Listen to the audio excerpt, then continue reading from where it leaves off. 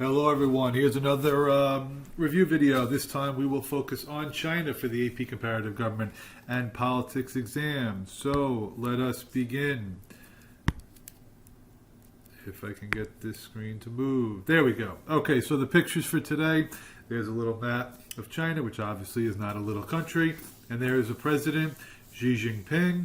And then above that, be aware that 2008, when the Chinese hosted the Olympics, that was really a symbolic moment that China has arrived. It was one of the most remarkable opening ceremonies. They built incredible facilities. However, they also did force out many of their problems, which obviously led to conflict and tension within their country. So China, which is the most populous country in the world, half of it is urban. Their problems, rural poverty, is a major problem that has not been addressed enough in recent years. The system of government is unitary, so most of the power is at the central level. But remember, it's the Communist Party that controls pretty much all of the political activity. The way I like to think of it is that there are two paths of the government, and one is through the constitutional part of the government, but then it's really the Chinese Communist Party that controls everything. So they both have, one's a National People's Congress, one's a National Party Congress, as we'll get to in a second. 90% of the people are Han, some of the major minority groups, the Tibetans and the Uyghurs, which we'll get to later on. The Chinese government does allow them to have some level of autonomy. But remember, it's this Chinese Communist Party that controls everything.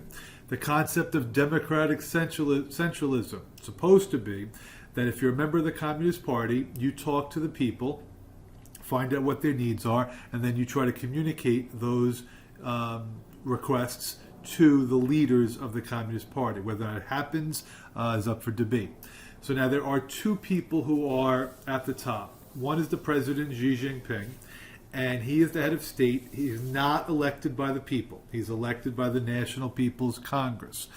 And he is the highest position in the government because he is also the head of the Communist Party in China, which used to be called the General Secretary.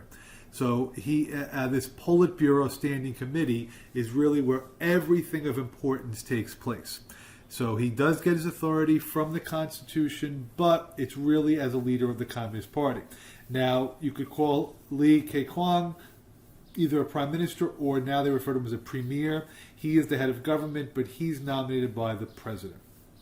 Whereas under Mao, agricultural interests were emphasized. Today, it is much more business-oriented. Technocrats are trying to introduce elements of free market economics into China.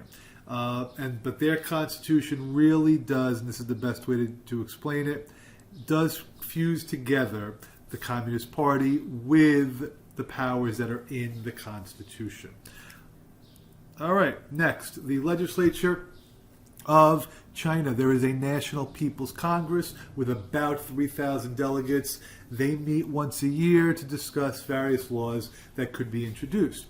They are elected by local congresses. Local officials choose the 3,000 delegates. From those 3,000, they will then pick 200 people to be part of what is a standing committee.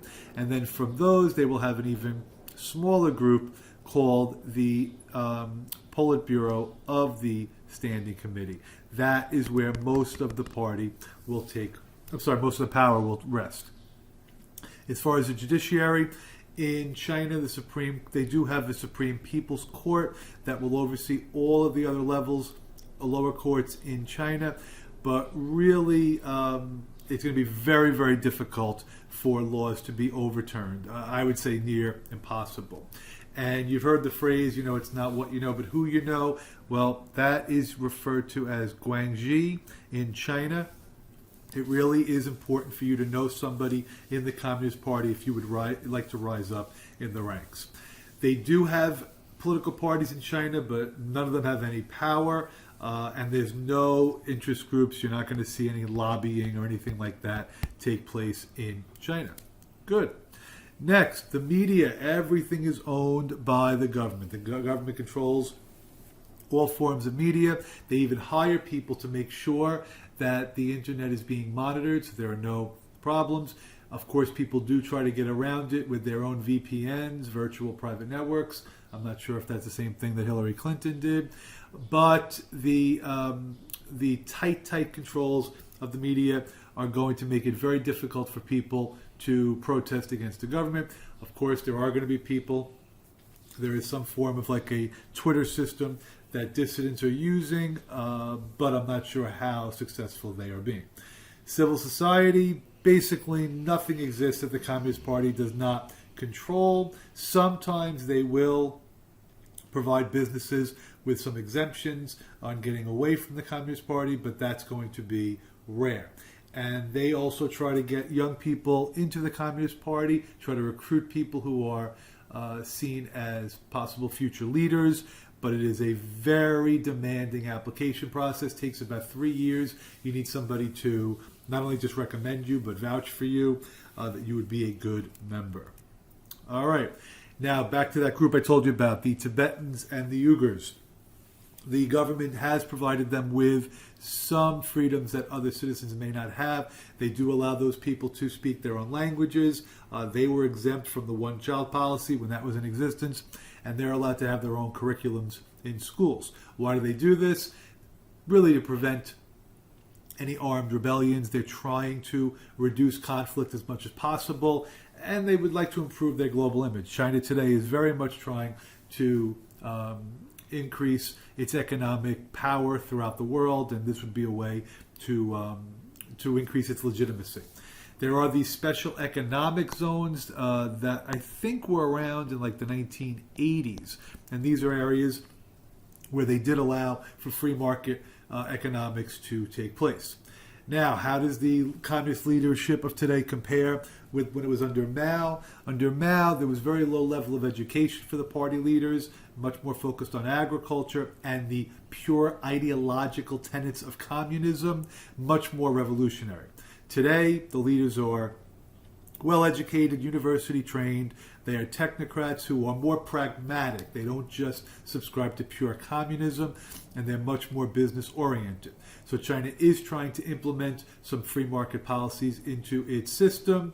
Economic liberalization, remember that term really refers to what we view as conservative policies of allowing businesses to go without government regulation.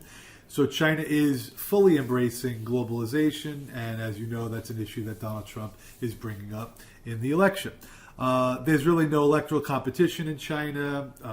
Activists are persecuted on a wide level. They have major environmental problems of air and water pollution, contamination of the land. Remember those people that bought high-rise apartments that can't see through the air, and the government tried to blame it on them.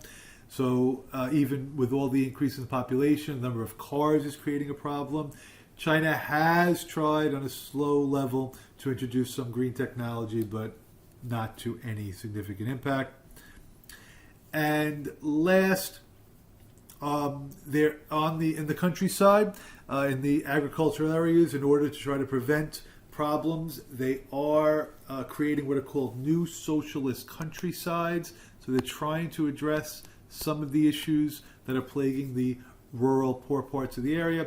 But there's just no transparency in China. The government does everything behind closed doors. No budget info is made available to the people. Secrecy is everywhere. Censorship is everywhere. And they're really struggling to deal with many of these cleavages. The urban-rural conflict, the ethnic conflict that we refer to. Most of the countries, the conflict between rich and poor people. Even a generational conflict of young people who, I believe there might be a future revolution in the works, and even the conflict between males and females.